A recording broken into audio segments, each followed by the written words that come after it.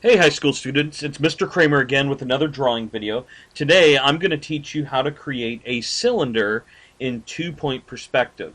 So to create a cylinder in two-point perspective, it's a lot like creating a cylinder in one-point perspective. So we're going to follow the same process.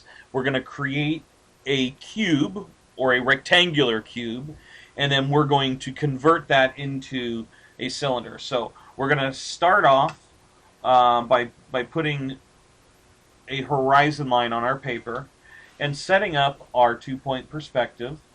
So I'm going to put a vanishing point on either side of my vanishing or my horizon line here. And then what I'm going to do is I'm going to start creating my rectangular cube, which is going to be the foundation of my form. So what I'm going to do is I want to start by doing the leading edge. Now I want to see the top of my cylinder. I want to see the top of it. So I'm going to do the cylinder below the vanishing point.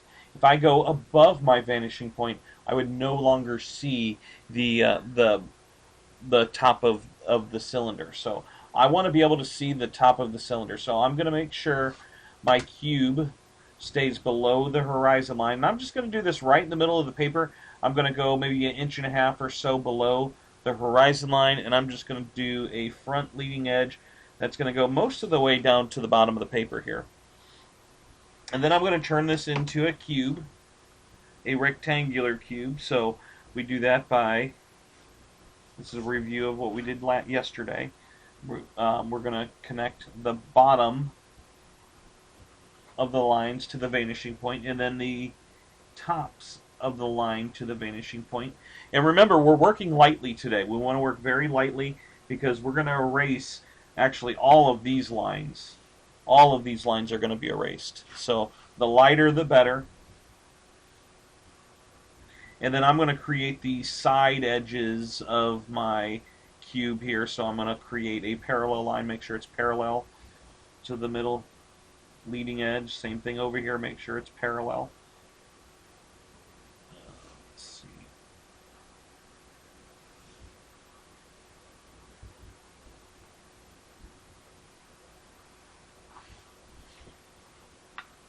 All right, and then we're going to create the top of our box. So where we meet here to the vanishing line, where we meet here to the vanishing point, and then we can go ahead, we can start erasing some of this now. We don't need all of this. After a while, you just have to stop, clean up your work. These lines get to be a little bit confusing after a while, so stopping every once in a while to clean up your work is a good idea.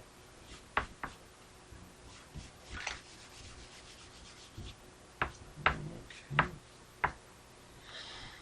Now, to create what I'm going to do here, make this very simple. I'm going to create a nice big oval in the top part of my square here. So I want to make this really, really big.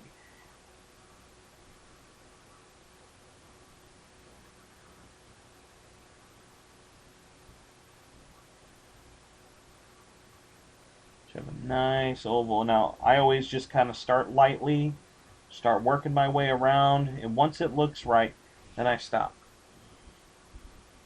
Okay, I might come in and darken some of these lines.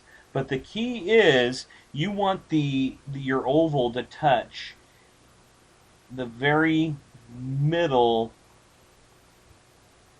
of the corner. So if you can imagine, I want to flip over here to a blank piece of paper.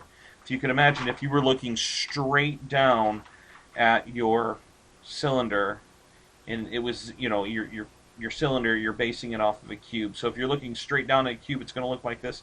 Your cylinder is going to go right in here like this, and you notice that it's just touching right here on these corners. It's just touching there. That's the only place that it's touching.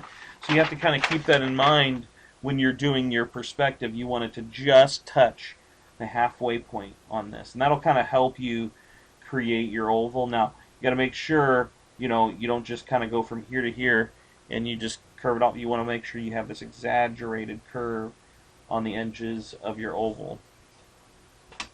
And then remember, parallel lines, keep these parallel. If this line's going outward or inward, it's going to make the shape or the form look much different. Okay, so make sure you're making sure those lines are parallel. And then we're going to do the same thing here. We're going to kind of round off the bottom, keeping in mind that circle should be touching about halfway, or that oval, I should say. You can start to see the cylinder shape now really coming together. So I'm going to grab a darker pencil here.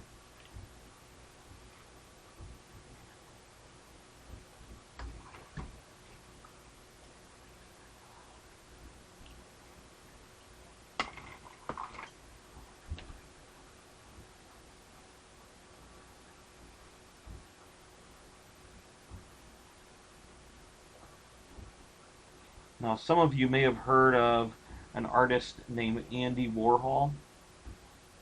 Andy Warhol was a famous artist. Over many decades, actually. He was famous during the 60s, 70s, I think all the way into like the 80s. And he was famous for creating soup cans. He painted soup cans, actually Campbell soup cans. And his idea was he wanted to paint things, objects, things that everybody would recognize. And he felt like at the time that everybody would recognize a Campbell soup can.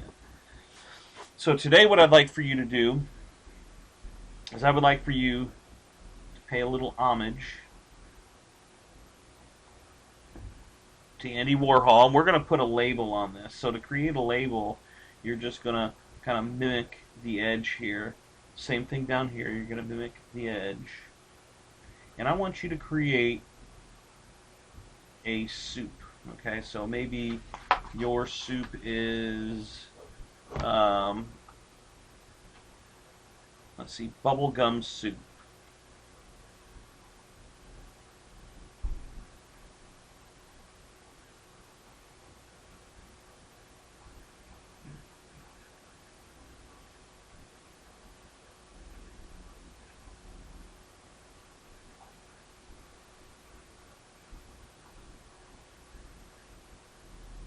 Go ahead and add yourself some details. So you got bubblegum soup. Just kind of having fun with this perspective idea. No sense just doing boring boxes and cylinders. Have yourself some fun.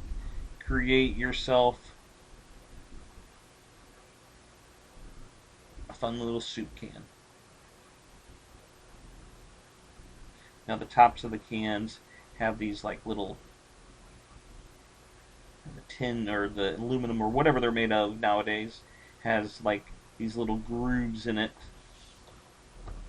And actually, if you want to get a little bit more detailed, there's like a rolled edge here.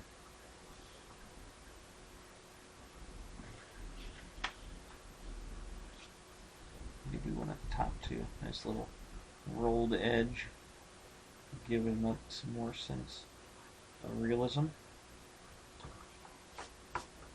And you can jazz it up a little bit more if you want. Add some color. But have fun with it.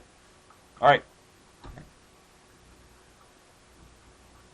See you guys later.